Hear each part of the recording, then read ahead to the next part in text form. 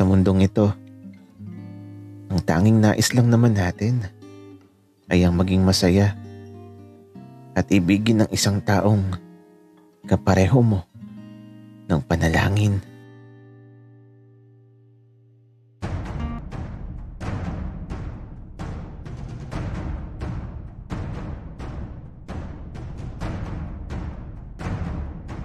Kaibigan, huwag mong kalimutan mag-subscribe sa aming channel at huwag din kalimutan i-click ang notification bell at subscribe button. Subscribe na!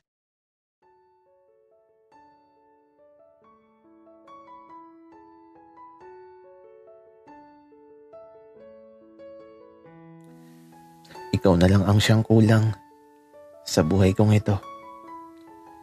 At ang pangarap ko ay ang ibigin ka. Mga salitang naglalaro sa isipan ko habang kasama ko si Isagani sa mga sandaling ito. Mula sa kanyang mga mata, nakikita ko ang panalangin ko. At sa may ilap niyang ngiti, nakikita ko ang buhay ko. Bakit ganun? Bakit hindi ko siya mapigilang mahalin? Bakit parang kabiyak na siya ng puso ko?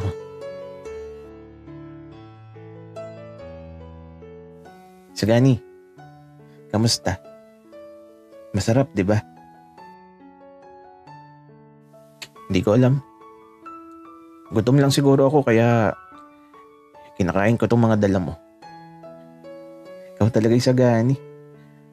Ayaw mong magsabi ng totoo. Halikan ulit kita dyan eh. Subukan mong gawin ulit yun. Masasaktan ka na talaga sa aking Damian. Isagani naman kasi. Patawarin mo na ako. Alam mo, marami akong gustong sabihin at ikwento sa'yo. Kaya lang, kapag ganyan ka, nako, nakakatamad sabihin. Damian, hindi ako interesado. Tsaka, huwag ka nang magsayang ng oras sa akin. Ang nakaraan ay tapos na. Di na maibabalik sa dati ang lahat. Alam ko naman yun, Isagani. Pero, sabi nga nila, kung may pagkakataon ka pa, huwag mong sayangin ang bawat oras. Kasi ang nakaraang lumipas, di na maibabalik ng mga susunod na bukas. Eh ano naman ang pakialam ko, Damian? Sagani, alam mo, mas gusto ko pa talaga nung bata ka pa. Hindi ka mahirap kausap. Tapos, lagi kang nasa tabi ko at masaya. Damian, matagal na yun. Madami nang nagbago. Hindi na akong batang yun. Okay. Eh di hindi. Pero Isagani, alam mo, sa loob ng mahabang panahon na nawala ako, lagi akong nagdadasal na sana makabalik ako. Yun nga lang, natagalan. Pero okay lang naman na natagalan, Isagani. Kasi ang mahalaga, nakabalik na ako. Kaya lang, may nag-iinarte. Akala ko pa naman kapag nagkita kami, parang katulad lang ng dati. Yun pala, nagtatampo siya. Damian, alam mo, kahit magparinig ka, wala akong pakialam sa nararamdaman mo. Sagani, patawarin mo na kasi ako. Ayaw ko. At bahala ka nga sa buhay mo. Di na tayo bata, Damian. Marami nang nagbago at ang nakalipas, huwag na nating balikan. Bakit ayaw mong balikan, Isagani? Hindi ka ba naging masaya? Damian, Naging masaya ako, pero nasaktan ako. Ayoko nang ulit masaktan. Patawad, Isagani. At eto, di na sumagot si Isagani. Nakatingin lang siya sa malayo habang kumakain. Hindi ko alam kung ano nararamdaman niya.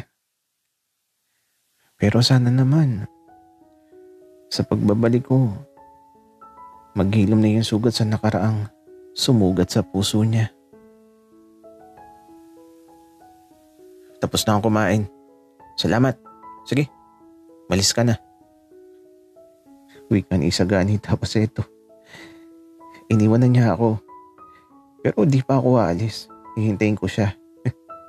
Kaya ito, habang andito ako sa ilalim ng puno, pinagmamasdan ko lang si Isagani dun sa masukal na tinatabas niya.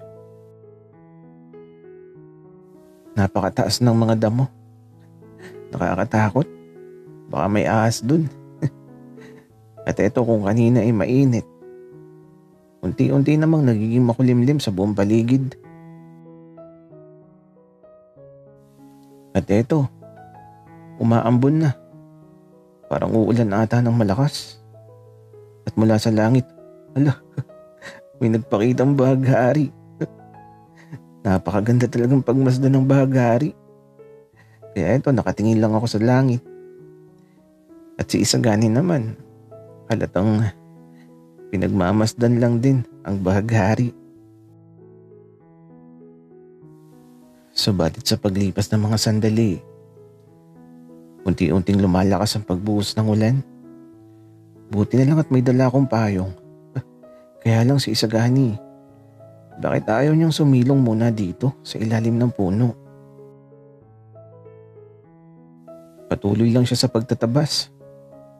Iniisip ko nga kung lalapitan ko, kaya lang biglang nagliwanag ang langit kasabay ng napakalakas na kidlat na parang may sumabog. Nakakasilaw ang liwanag, kaya ito napapikit ang mga mata ko at nagtakip talaga ako ng tenga ko sa sobrang takot. At sa pagmulat ko ng mga mata ko, nawala sa paningin ko si Isagani. Kaya agad akong tumakbo kung saan ko siya huling nakita. Kinakabahan ako dahil sa napakalakas na kidlat. At nang makita ko si Isagani, nakabaluktot siya na nakadapa. Hawak ang kanyang mga tenga. At sa paglapit ko sa kanya, tila ba nadurog ang puso ko sa mga salitang sinasabi niya. Si tatay, tutulungan ko si tatay. Tatay. Agad bumalik sa isipan ko ang ikinamatay ng tatay ni Isagani. Tila ba sa sandaling to, bumalik ang trauma niya mula sa nakaraan. Isang sandaling naulit sa kasalukuyan na labis na dumurog sa puso ni Isagani. Isagani, andito na ako. Huwag ka na matakot. Wika ko tapos ito. Niyakap ko siya habang bumubuhos ang malakas na ulan. At kasabay ng pagbuhos ng malakas na ulan, tila ba isang batang umiiyak sa Isagani. At paulit-ulit niyang sinasabi ang salitang, "Tatay." Hindi ko alam kung anong gagawin ko. Takot na takot si Isagani sa mga sandaling to. Tila ba ibinalik ng malakas na kidlat ang isa sa pinakamasakit na nakaraan sa buhay niya. Isagani, huwag ka mag-alala. Andito na ako. Tahan na. Huwag ka nang matakot. Ang tatay ko, iniwan ako. Hindi na siya babalik.